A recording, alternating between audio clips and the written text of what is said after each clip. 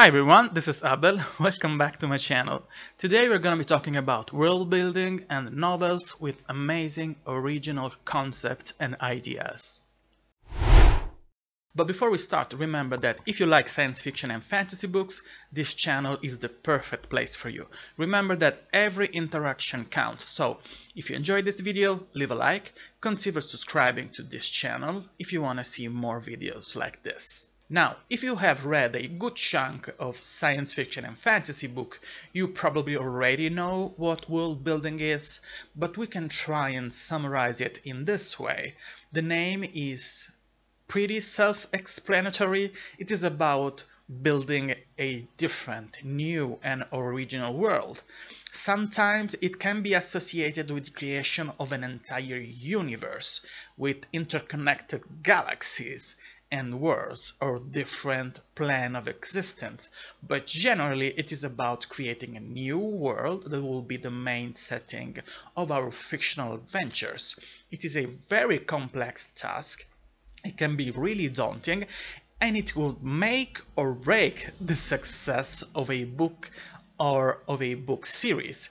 Generally, when you do world building, you create new races, geography, ecology, new nations, and new ways of life. It can be as far as creating a new sociological environment for all those races and the way the various nations interact with themselves, to the point of creating a backstory or an entire series of story arcs for the existence of that entire world. As I've said, it can be pretty daunting, but it can be extremely fascinating as a work, as a job, and for your readers, of course. So today I'm going to mention a couple of books that have what I think are very interesting, very original world building, and I'm going to mention just a few elements that I have found in those books that make that world building stands aside from all the others. The first novel I'm going to mention is Isolate by L.E. Modesitt, and I am ashamed to confess that this is the first novel from this master storyteller that I have ever read. I'm planning to read his most famous series, which is The Magical Recluse, a very classic high fantasy series, next year, probably at the end of January, the beginning of February, and this tells you how much I'm trying to plan my TBR, because I have too many books on the can, and that's a good thing. But Isolate is very different from everything I have ever read. I don't know exactly how to define the aesthetics, how to describe you the aesthetics of this world, because somehow it looks like our world very much, because we have car, we have the aesthetics of something going on at the beginning of the 20th century, something that looks like the Great Gatsby, maybe, but cars, they don't go with oil, they go with steam. So they very much, or coal, yes, they use coal to make the engine work. But that's not the huge difference, what makes the world building different from all the others. The difference is far more personal and has very lasting and very impacting consequences on the sociological environment of this world. Because in this world we have isolates and we have empaths and we have immunes. That means that there is a good portion of the population that can influence the feelings and perception of person, a good chunk of person that can't feel and that it's acceptable to that kind of manipulation, and there is a portion of the population that it is completely and naturally shielded from that kind of influence. And it is very easy to imagine a world where those different kind of skills, those different kinds of abilities will be weaponized. So if you are an immune, you're going to probably be working for the army, because your feelings, your emotions, and your intellect will be shielded by any kind of manipulation. In fact, The protagonist of this book is Deckard. He is an isolate, so he is able to resist to that kind of manipulation. He works for the government, he works for a consular, so he has various tasks. He does office works, but he's very much on the field protecting that man. And he works with a female co-worker, which is an empath. She is a woman that has the ability to sense threats. So they're a power couple in this novel. There's a bit of a romance too, but that's not the point actually of the novel. The point is how that kind of incredible abilities make those person perfect for that kind of job, and how that kind of abilities influences the sociological environment of that world. It is a political thriller more than the actual sci-fi and fantasy books, and that's a good thing too, because it makes it very original and very fresh. At the same time, it has a old-time vibe, like you're watching a novel set during the Second World War, and something of a Cold War vibes too, because from a good chunk of the book, especially in the beginning, the actual struggle, it's not overt. You'll see scheming and backstabbing a lot. It is very interesting, it is very original, and I suggest you to give it a try. Second book I'm going to mention is Harbinger of Justice by Andrew Watson. By the way, if you don't follow Andrew Watson on Instagram, and if you don't follow his booktube channel, what are you doing? He has the most aesthetically pleasing Instagram account I have ever had the pleasure to follow, and he has the most aesthetically pleasing and satisfying and comforting YouTube channel ever. It is so beautiful. Andrew is so skilled as a filmographer and as a writer too, because in his novel Harbinger of Justice you'll find many points of interest and a very articulated world building, but there are 2 points, 2 specific aspects that I think are so original and so fascinating, and one of the 2 is just briefly mentioned, and I'm so mad about it because I want to know more. But I guess that's a good thing too, hoping that in the second and third book we're going to see more about it.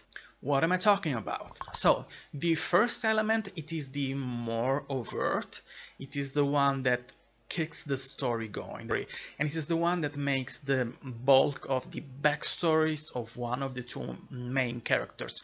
In this story you will have the hardened, grumpy and difficult to deal with warrior, and you'll have the naive girl that is going to acquire incredible abilities.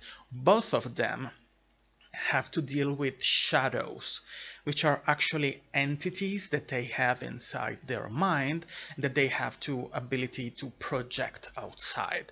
Those entities change, they become crows, they become black lightnings, they become a dark fog that enwraps everything, that can play tricks and that can actually fight and protect their hosts. Those 2 different characters, they deal with those shadows in very different ways, because of course the older, the grumpier, the soldier one, the warrior one, he has actually a personal relationship with that entity, with that shadow, and they speak, they communicate, they actually fight, they have different opinions about how to deal with everything they're facing, especially threats and difficulties and struggles. But they have that kind of a relationship is actually what makes one of the moments of levities of the novel so special and so effective. The girl has an arc in which she has to learn to use and learn to know that abilities, those shadows, they don't speak. until maybe the end of the novel. And the origin of those shadows is a huge plot point, trying to understand where those shadows come from and what kind of a universe they come from. Another point that makes this world so fascinating is actually the setting, because it has an ancient Egyptian aesthetic. So you'll see a lot of desert, a lot of sand. And one of the things that makes it amazing, that made my eyes pop out, was that at night the sand of the desert, it becomes solid. It becomes dark, almost black and solid. So it will not be sand anymore, but it will become rock. So when I saw mentioned that part in the novel, I was saying, I wonder how we're going to use it. And I'm saddened to say that it was just briefly mentioned like that, but it wasn't a pivotal part of the world. It wasn't used in any spectacular way. And I'm wondering how we're going to use that, how we're going to see that side of the world being used in book 2 and in book 3. So Andrew Watson, if you're watching this video, please give me more because I want to know, why does the sand becomes solid? Why does it becomes rock? And how are you going to use it for your amazing set pieces, because of the action set pieces that you have showed the abilities to create. So give me more, and all of you should check out Harbinger of Justice, because it's an amazing novel. I gave it 5 stars, and I'll probably give you a proper review pretty soon. Another book that caught my attention for his original world building was A Winter Promise by Christelle Dabos. This is a French novel that has been translated to English, and it is very original and very fascinating for me because of the physics of the world, because of the actual shape of the world. In book 1 we don't have exactly many elements to figure out how does it works, but we have strong aesthetic vibes. It almost looks in a way as a very, very far post-apocalyptic novel, because the world has been shattered, the planet exploded, and we have those huge chunks of the planet orbiting around what remains of the core of the planet. So we have basically those huge islands in space. And every island have a different noble families, and every different noble family, it is connected to a god. And those gods are referred to as the original Greek and Roman gods, and they're actually entities that you can see and that you can interact with. They're huge giants that can speak to you, can give you prophecies about your life, and that can actually really influence your life. And the book has this weird and fascinating aesthetics, that it is not actually high fantasy and it is not science fiction either. I think it's more like steampunk too, maybe, I will say. But that's just to give you that kind of aesthetic. I don't think that steam and coal really actually have any kind of impact on that world. It is very light on explanations, and it goes very hard on vibes. So you don't have to ask yourself too many questions, because you're not going to have any answers, especially during book 1. You're going to have more during the rest of the series. This is a quartet. Another thing that makes it very interesting for me, it is because of the abilities of the protagonists, because she can touch stuff and see the past of and the things and objects she touched, and feel the emotions of all the people that have interacted with that object, especially with books, because at the beginning of the book, especially in book 1, I think she's working as a librarian. I'm not exactly sure because I've read book 1 many years ago. But it is very original and very fascinating, especially in the way those gods, they influence the life of the common people. And because every island in the sky has a different society in it, and it poses a different threat to the character arc of the protagonist. It is very weird, very original. I don't think I have ever read anything like it, anything quite like it. It is a bit heavy on a romance, I'm afraid to say. So if you don't like romance book, that can be a no-go for you. But it is not steamy romance. It is not that kind of a romance that it's all about feelings and struggles and people hating themselves and then being shoved around with violence. No, it is very subtle. The male protagonist is a grump, the female protagonist is good and naive.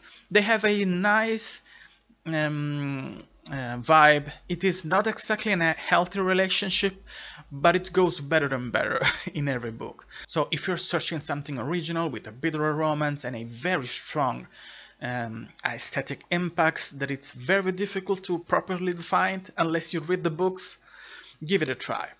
Then we have The Soul of Chaos by Gregory Wunderlin. This is a sword and sorcery high fantasy book, even if I'm not sure that those kind of definition they do justice to the complexity of the world building that we have in this novel.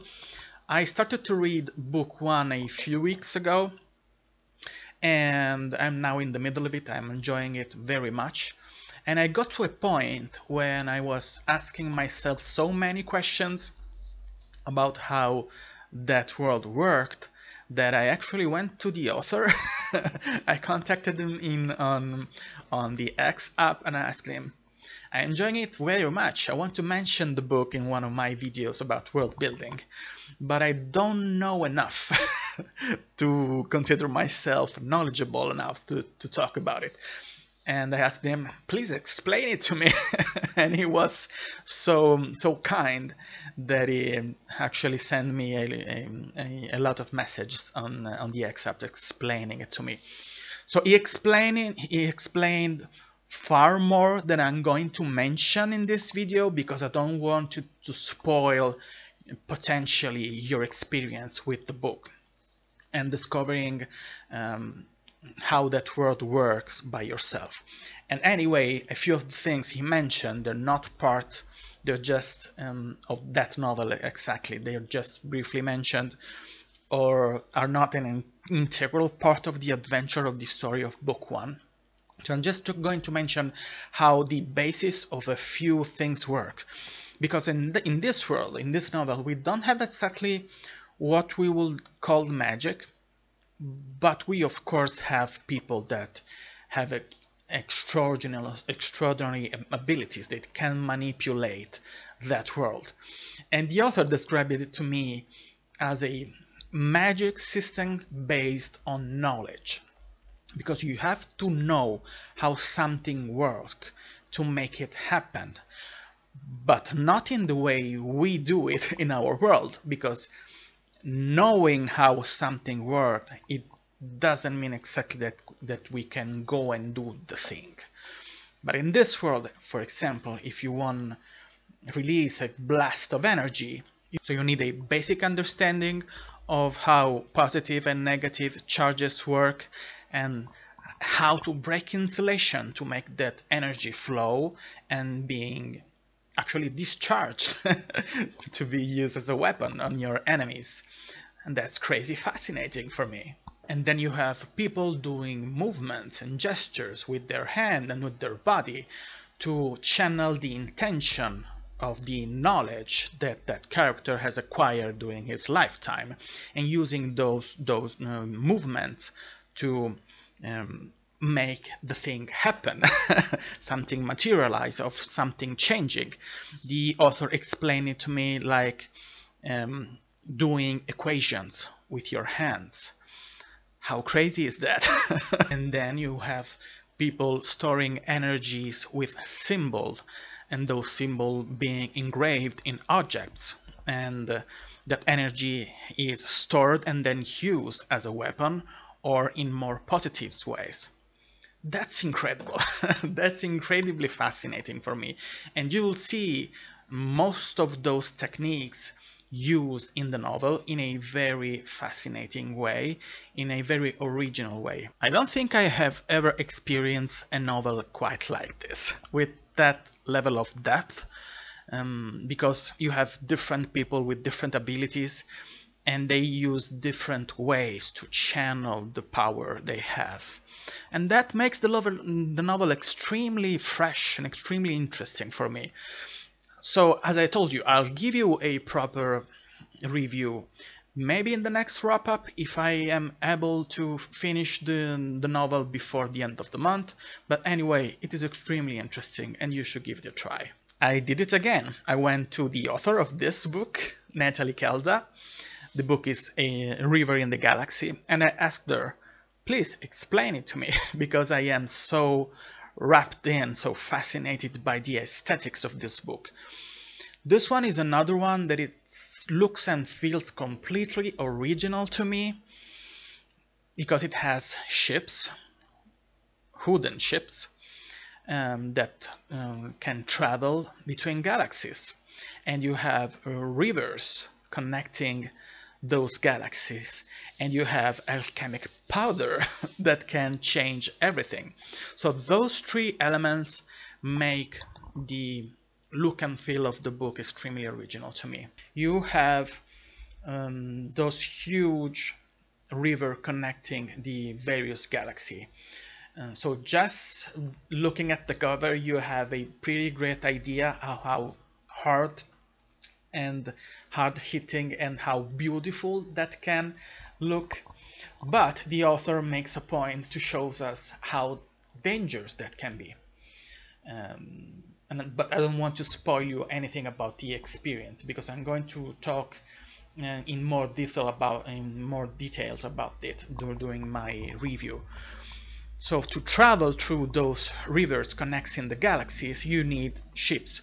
Those ships are kind of alive, and you see that the main protagonist, the captain of the ships that we used to travel during the main quest of the story, he refers to the ship like a living being, because the wood that they use to build the ships is kind of alive, and it can heal itself after any kind of damage. Not any kind, but it can heal itself. And the way the protagonist speaks about the ship moving and creaking and showing some kind of emotions, like being in pain or being impatient to move, it is very fascinating to me. And it's a good segue to speak about the alchemic powder, because in this world, everything strange happening, everything unnatural or supernatural happening, it's about the powder that is being produced, and that it's in a few worlds, and it is very precious, of course.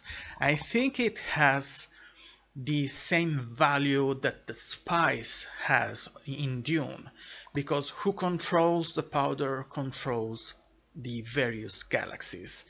And you'll see that powder being used in different ways, both in positive and constructive ways, and both in very negative ways in warfare context too. So this is very fascinating and very complex.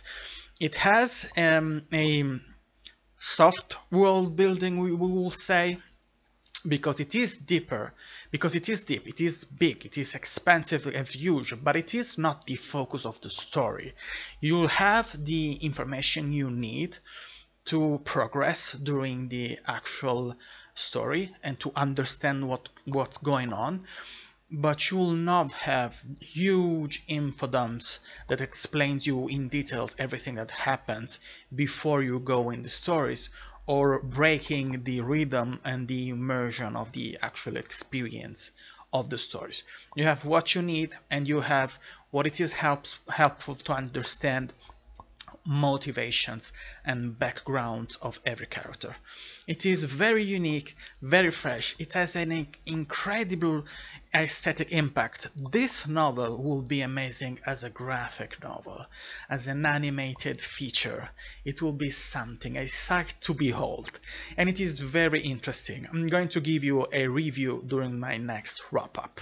That's all I got for you today, but it is just a small fraction of all the very fascinating world building that I have met during my career as a reader.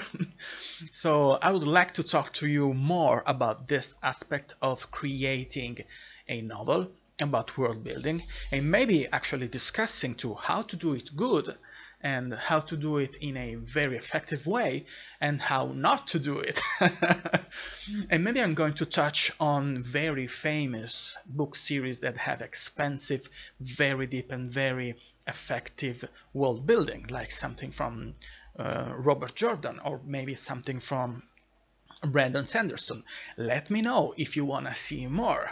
Remember that if you like science fiction and fantasy books, this is the perfect place for you, and also that every interaction counts. So if you enjoyed this video, please leave a like, consider subscribing to this channel to see more videos like this.